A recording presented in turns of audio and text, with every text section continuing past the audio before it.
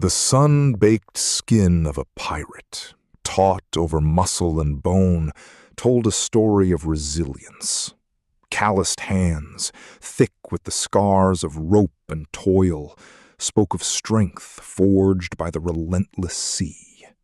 Lungs, filled with the clean, salt-laced air of the open ocean, seemed to defy the very notion of frailty.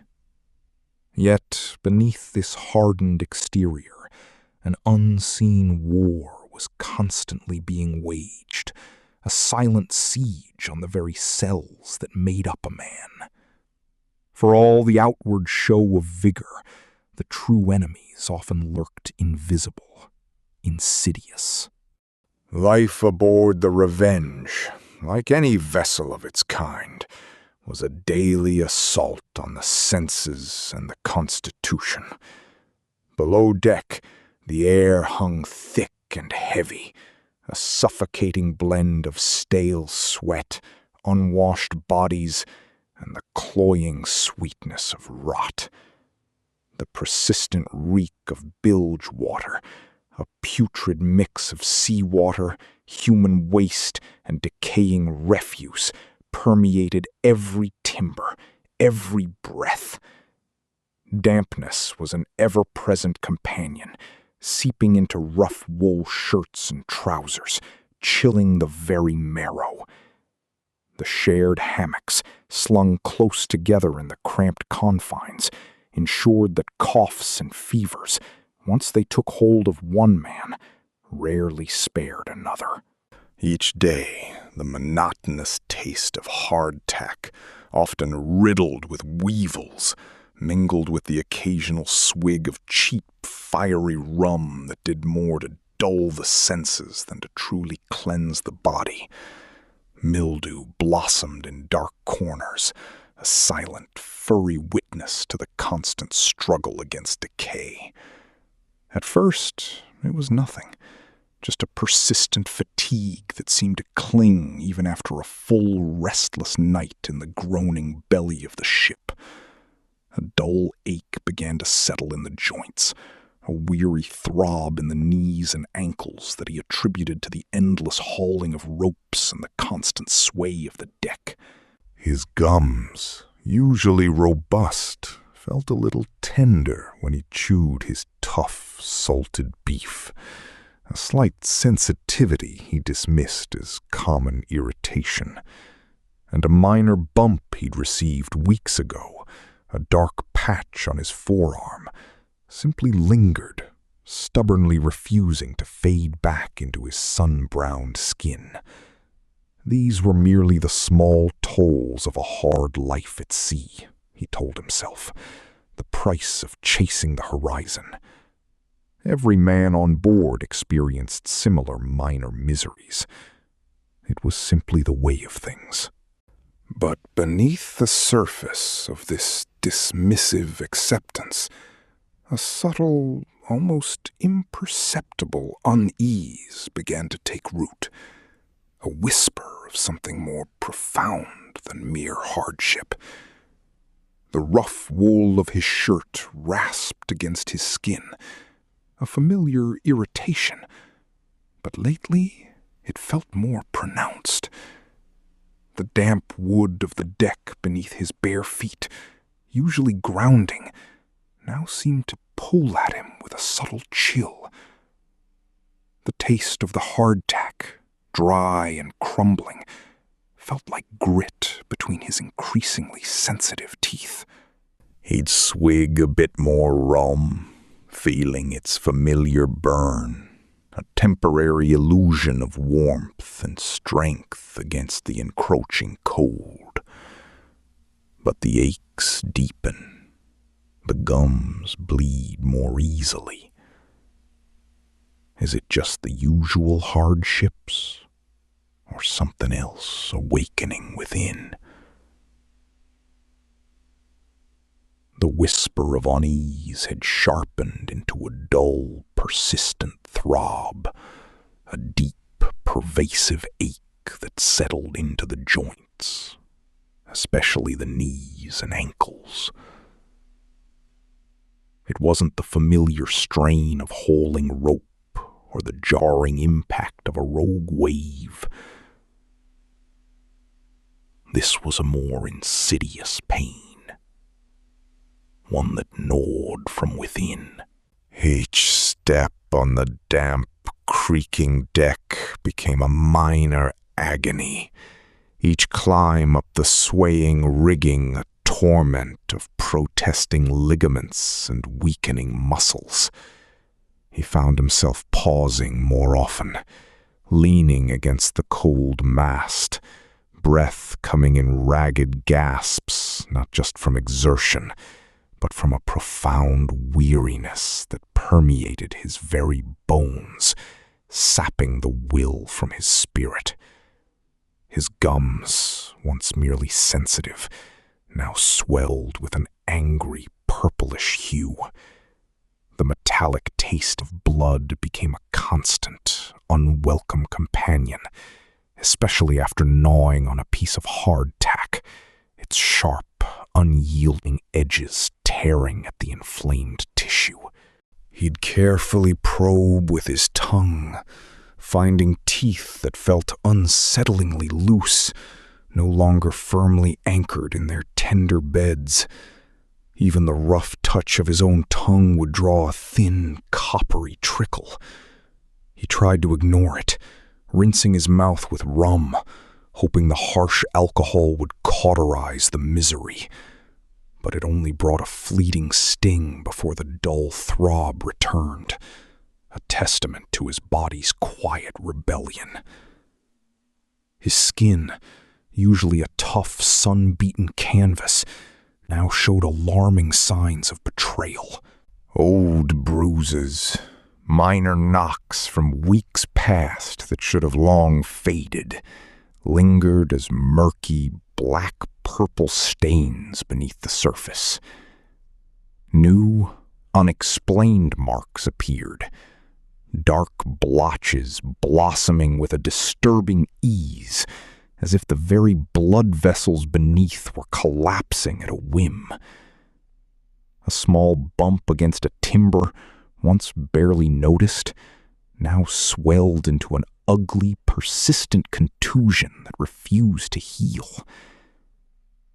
He began to wear his clothes higher, pulled his cuffs down, trying to hide these visible betrayals of his own flesh from prying eyes, and from his own desperate gaze. The relentless monotony of the ship's diet pressed down like the endless gray sky. Salted beef or pork, hard as planks and almost as tasteless after weeks in the barrel, served alongside weevily hardtack that crumbled to dust, and stale water, often green with algae, rationed sparingly. There were no fresh fruits, no vegetables, no green things to be seen for what felt like an eternity. The crew ate what they were given, a silent, grim acceptance of the unavoidable. It was simply the way of a long voyage, they knew, the unyielding price of life beyond the horizon. But that cold knowledge offered no comfort to a body steadily unraveling from within. The once fluid motions of a skilled sailor became clumsy, hesitant, each movement laden with increasing effort. Climbing the swaying shrouds, once a second nature, was now a laborious ascent, his grip less certain, his strength mysteriously fading with each passing day. Hauling the heavy ropes, scrubbing the perpetually grimy decks, even simply standing watch for hours on end, felt like Herculean tasks that left him utterly spent. Frustration simmered beneath the surface of his weariness, mingling with a profound mental fatigue that dulled his senses and slowed his thoughts. He found himself snapping at minor grievances, then immediately regretting it, too tired to even muster a convincing apology. The world seemed to narrow, his focus consumed by the constant demands of a body that was no longer his obedient servant. He wasn't alone in this creeping decay. He saw it in the hollowed eyes of other men, the way they unconsciously favored a leg, the subtle clenching of their jaws when they chewed. He'd catch glimpses of their own mottled skin, their drawn faces reflecting a shared misery, unspoken but deeply understood.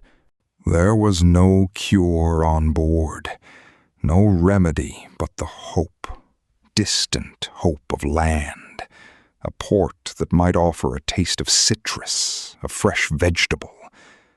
But the horizon remained stubbornly empty, an endless line of indifferent ocean, and with each passing day, the body failed, and the mind began to follow, trapped in a cycle of pain and fear, with nowhere to turn for true relief.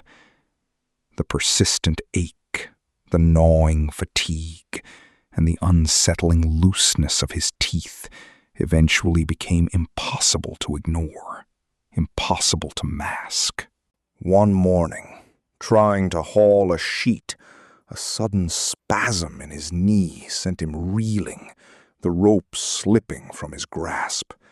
He lay there, gasping, the dull throb in his joints a searing fire. The boatswain's bellow was quickly followed by a curt, unsympathetic order. "Get below, you worthless dog, before you're underfoot." The command was a kind of release, but also a death sentence. He was no longer a productive member of the crew. He was cargo, ballast, and a burden. His new station was the ship's sick bay, a euphemism for a particularly wretched, ill-ventilated corner below decks, often near the rattling chain locker or the sloshing, putrid bilge. The air here was a thick, suffocating blanket woven from the smells of sickness itself.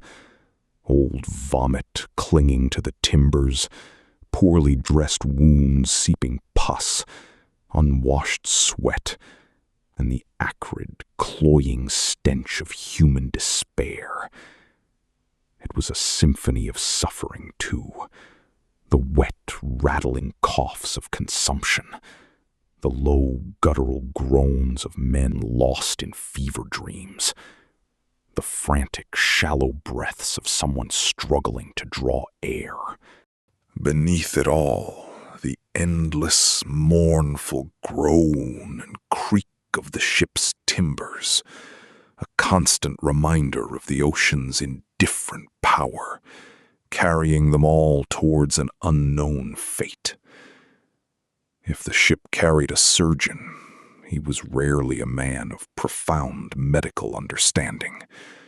More often, it was the ship's carpenter or the captain's mate, armed with a few blunt instruments and a desperate conviction.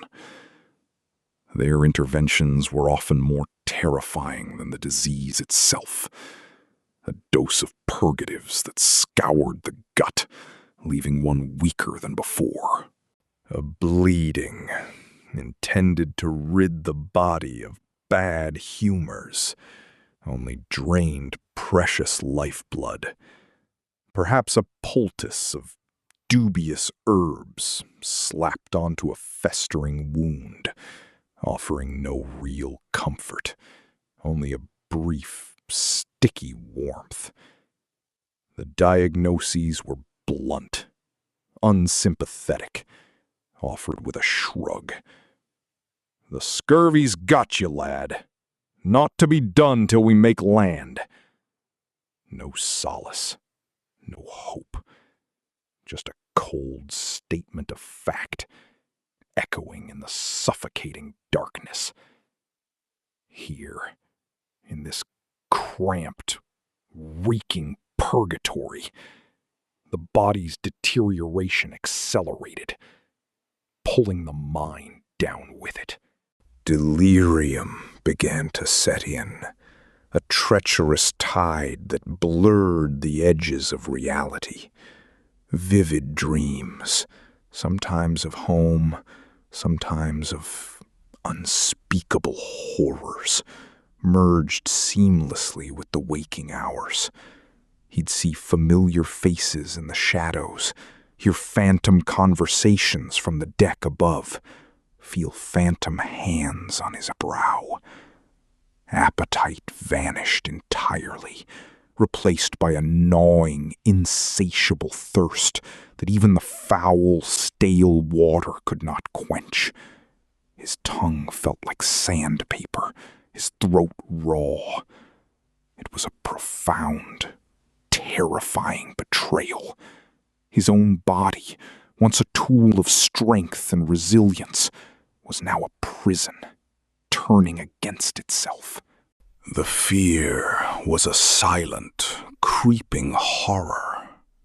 He saw other men, ravaged by fever or dysentery, waste away into gaunt husks, their eyes hollow, their skin a jaundiced yellow. He heard the splash in the night, the hushed whispers of a burial at sea, and knew it could be him next. The thought was a cold iron clamp around his chest. Each day was a battle, not just against the pain and the weakness, but against the encroaching shadow of oblivion. Watching others succumb, wondering if his turn was near. His world had shrunk to the confines of his hammock, the shifting shadows on the bulkhead, and the sickening knowledge that true relief was beyond the horizon's reach. With body and mind succumbing, the threat of infection became paramount, adding another layer of horror to the already disintegrating existence.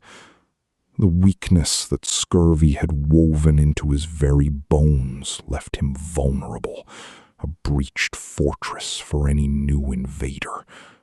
A small cut, a mere scratch from a splintered timber months ago, a wound he'd barely noticed amidst the greater aches, now pulsed with a new, insidious life. It had been an angry red for days, then a sullen purple, before breaking open, weeping a thick, yellowish fluid that smelled of decay. His immune system, starved and depleted, had offered no fight. Now it was a raging battlefield. The fever came next, a brutal assault.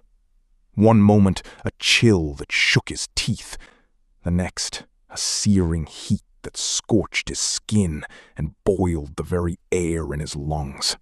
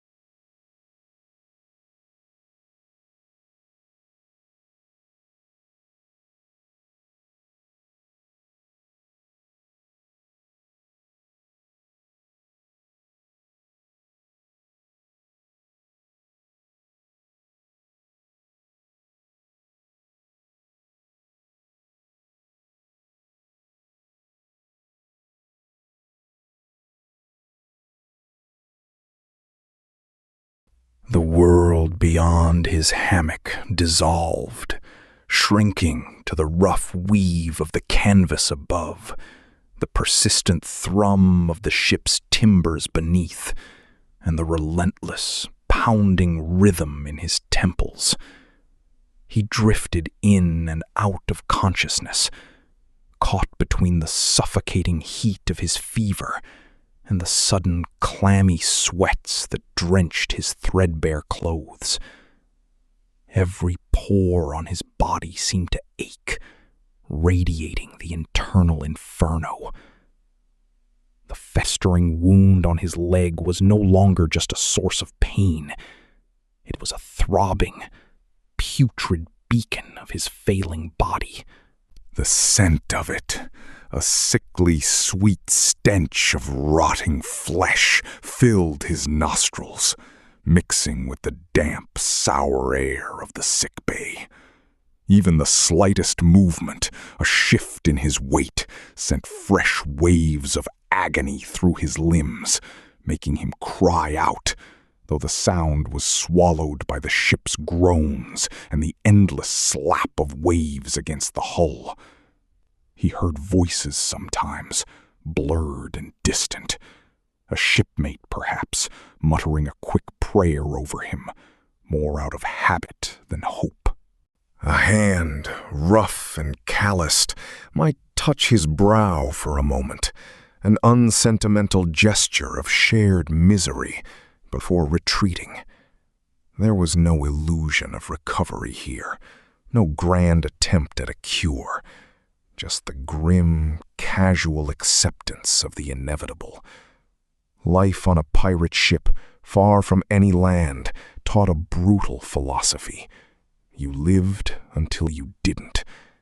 When a man went down with the fever, when the body turned against itself with such a vengeance, the outcome was rarely in doubt.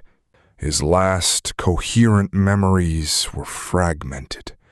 The dizzying sway of the lamp, the taste of stale water that offered no quench, and the crushing weight of air that refused to fill his lungs. Then the blackness came, not as a gentle sleep, but as a sudden, absolute engulfment. The next morning, or perhaps it was the one after, no one knew for sure, a body was wrapped in canvas. The process was swift, practiced. A few stitches here and there to hold the rough shroud tight. A cannonball or two slipped in with the feet to ensure quick descent. No flags at half-mast, no solemn ceremony. Just the quiet lifting, a brief pause at the rail, and the soft, almost reverent splash as the weighted form disappeared into the endless, indifferent ocean. The ship, a small, fragile world of wood and sail, continued its relentless journey. The gap left by one less man would be quickly filled by another chore, another watch, another hunger pang. His name, his face, his brief, brutal existence would fade like the wake behind the stern. The horizon remained, vast and unchanging, swallowing all memory, all suffering, all those who never returned. Yet not every man who succumbed to the invisible enemies of the sea met such an immediate, final end. A few, a very lucky few, would, by sheer chance or the fortuitous sighting of a distant shore, stumble upon a brief reprieve. Perhaps a temporary port or a small measure of fresh water, a handful of citrus, or even just the rest from the endless rocking, offered a fragile foothold on the slippery slope back to life. But recovery was a word rarely understood as true health. For these survivors, the scars etched themselves deep, both seen and unseen. Imagine the faces of men whose gums had receded, leaving teeth loose and aching, many falling out over time. A gap-toothed grin was not a mark of age, but often of a brutal voyage. The chronic pains that settled into joints, a constant reminder of the body's betrayal, would plague them for the rest of their days, making every climb, every lift, every simple movement a new negotiation with agony. A deep-seated weariness, a bone-deep fatigue that no amount of sleep could truly banish, became their constant companion, a ghost of the suffering they had endured. Their bodies, once hardened by the sun and toil, now carried the indelible record of their near demise. Historically, the numbers tell a starker tale than any individual's suffering. Disease, not cannon fire or cutlass, was the true reaper of the Golden Age of Piracy, and indeed of all maritime travel. For every man lost in a raid or a storm, 10, perhaps 20 would succumb to scurvy, dysentery, typhus, or some festering infection. The crowded, unsanitary conditions below decks were incubators for plagues, turning ships into floating charnel houses. The ocean floor holds countless unmarked graves, the final resting place for bodies weighted and dropped, a silent testament to this unseen slaughter. The few worn relics of these lives that remain, a rusted buckle, a splintered timber, a stained logbook, whisper not of grand adventure, but of relentless struggle against unseen foes and the slow, agonizing decay of the human form. This was the true cost of freedom on the waves. Far from the romanticized tales of swaggering buccaneers, pirate life was a grinding existence, a constant, brutal negotiation with hunger that gnawed at the gut, thirst that scorched the throat, and diseases that ravaged the body from within. It was a life lived under the shadow of death, a life where survival itself was the greatest triumph, and often the only reward.